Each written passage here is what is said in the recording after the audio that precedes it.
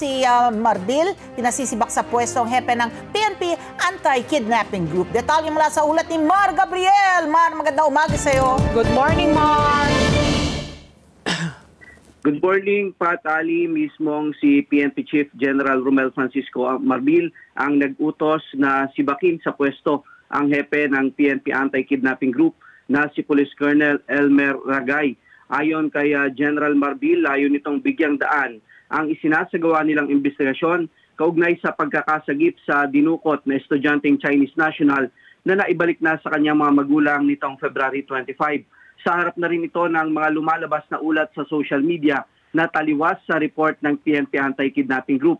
Kabilang na rito yung impormasyon na nagbayad umano ng ransom ang pamilya ng biktima kaya napalaya ang bata at gawa-gawa lang ng mga pulis ang umano'y rescue operation. Ayon kay General Marbil, bagaman ligtas na naibalik sa kanyang pamilya ang bata, kailangan anyang mabigyan ng linaw at lumabas ang katotohanan sa likod ng insidente. Nais ding malaman ni Marbil kung bakit walang na-arrest ng sospek sa naturang operasyon.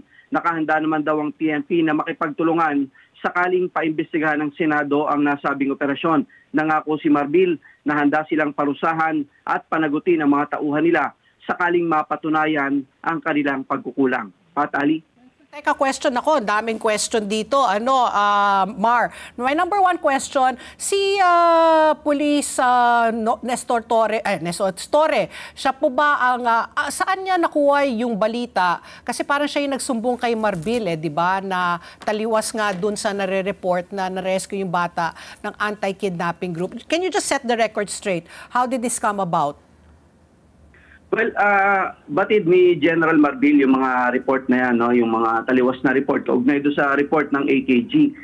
Kaya nga inutusan niya itong CIDG na imbestigahan itong operasyon kung ano ba talaga ang nangyari mula sa umpisa. Dahil bago pa makuha nila itong bata, may mga report na lumalabas sa social media na nagbayad daw ng ransom itong pamilya at pinalaya yung bata.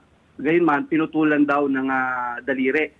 So, nung ma-rescue yan, nung February 25, ay umiikot na yung mga report na yon. So, nakumpirma yung post sa social media na putol nga yung daliri. Nung ma-rescue, nakita na putol. At pagkatapos niyan, kumalat yung mga impormasyon na hindi raw talaga rescue operation yon, kundi yung tiyuhin ng biktima ang sumundo sa kanya. At saka na lamang pumunta sa ospital itong mga operatiba ng AKG at pinalabas na rescue operation at wala raw binayaran na ransom kundi na pressure lang yung mga kidnapper kaya pinakawalan dyan sa Pasay itong biktima. Oo, Mar, ang kanina pinag-uusapan pa namin ni Pat P, yung family driver na lumabas sa mga ulat, hinatid yung bata dun sa mga kidnappers, kasabwat di umano, isang buwan pa lang nagtatrabaho dun sa pamilya.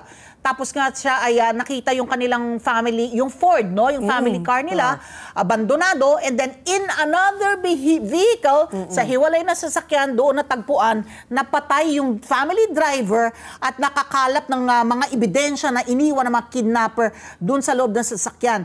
Kanino yung sasakyan na yun? Well, yun yung tinutumbok pa ng investigasyon, no, ng PNP dahil nga maraming question, maraming butas dito sa report ng AKG. Kaya target dito ng CIDG na mabigyan talaga kung ano yung totoong nangyari dito. Lumalabas kasi sa initial na report ng AKG na yung driver kasabwat ng mga kidnappers at linked din sa Pogo. So, para maputol yung link sa mga suspect, talagang pinatay daw itong driver at dinala dyan sa bahagi ng Bulacan. So maraming question, maraming tanong si General Marbil. Kaya inutusan niya ang CIDG na imbestigahan mabuti itong nangyaring operasyon. Kung ano ba talaga, nagbayad ba talaga, rescue operation ba talaga to o sinakyan lang ng mga pulis para palabasin na accomplishment at palabasin na walang binayarang ransom. So yan ang mga sasagutin sa investigasyon ng PNP CIDG. So ang sabi naman ng PNP, once na makomplete yung investigasyon, i-report nila sa publiko yung totoong kwento dito sa insidente at para hindi makaapekto sa investigasyon yung hepe ng AKG, pansamantala inalis muna siya sa pwesto. Teka. Patali. Pakiklaro, pansamantala, parang nababasa ko, parang dismissed na. And siya lang ba? So, or yung buong kidnapping, yung anti-kidnapping group, that, especially the one that handled that case? Is it just him? Usually ang relief na yan pansamantala lang to give way sa investigation at hindi sila maka-impluwensya. Sigurado kasama rin sa sinibak, no, pero hindi na inilabas yung mga pangalan nung team na sinasabing kasama doon sa rescue operation at nagsenaryo ng mga kwento patungkol dito sa sinasabing accomplishment. Oo nga. Everything is called into question tuloy, Mare, no? Yung parang kami noon, umpisa pa lang, sinasabi namin kung talagang merong link yung pamilya, yung tatay sa Pogo, at tatanungin mo, paano siya nakapanatili sa bansa? So parang binigyan ba siya na, alam mo yon, yung status niya, yung immigration status niya, kung dati siyang may kaugnayan sa Pogo, siguro legal yung Pogo kung saan siya may kaugnayan para patuloy siyang legally to be able to stay on sa Pilipinas. At dito na nga nag-aaral yung kanyang anak, Yung isa pa nga yun sa mga question dahil nga ang sinasabi ng report ng mga operatiba, link daw sa Pogo yung tatay. Pero ang sinasabi ng pamilya, hindi naman. May mga negosyo sila. May mga online business sila. So, at yung anak nila, nandito yung pamilya, nag-aaral. So, yun ang isa sa mga sasagutin dito kung bakit ba lumabas na link sa Pogo itong kanilang pamilya. So, talagang maraming question. Kaya nga sabi nila, kung iimbestigahan ng Senado ito, handa silang humarap para mabigyan linaw yung mga katanungan ng publiko. Kasi nung una pa lang na lumabas na pinutulan ng daliri yung bata at sinasabi walang binayarang ransom, maraming hindi agad naniwala. Dahil lang usually pag ganyan, pinuputulan na o sinasaktan na yung mga kamag-anak, nagbabayad na agad yung mga pamilya para pakawalan yung mga kamag-anak nila. So yan yung... Mar, my question is, may reaction na ba si Secretary John Vic Remulla? Kasi right away, di ba, nagpa-press release sila, nagpa-press con nung nahanap yung bata at sinabi nga na ligtas na yung bata. So now, he has to sing a different tune kasi nga may lumalabas na rinelieve nga ito nga anti-kidnapping group head, yung hepe, tapos may confirmation nga na iba yung kwento sa nangyari. So meron na bang reaction si Secretary John Vic?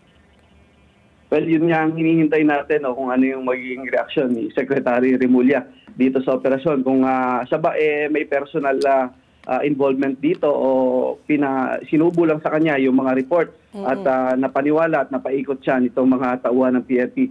So sa ngayon, hinihintay natin yung kanyang magiging reaksyon. Lalo't siya mismo yung nanguna sa press conference na yan. Ipinresent pa yan sa Malacanang. So hindi pa siya nagpapatawag ng press con at saka si General Marbil? Wala pa. Wala pa, Patali. Yes, ang nakakalungkot dito, yung mga susunod na insidente ng kidnapping, kung ganito makikita natin na nangyari dito sa particular na kaso na ito, baka mag-atubili yung pamilya ng mga kidnap victims na to reach out to the Philippine National Police kung hindi nila maiwawas ito, Mar.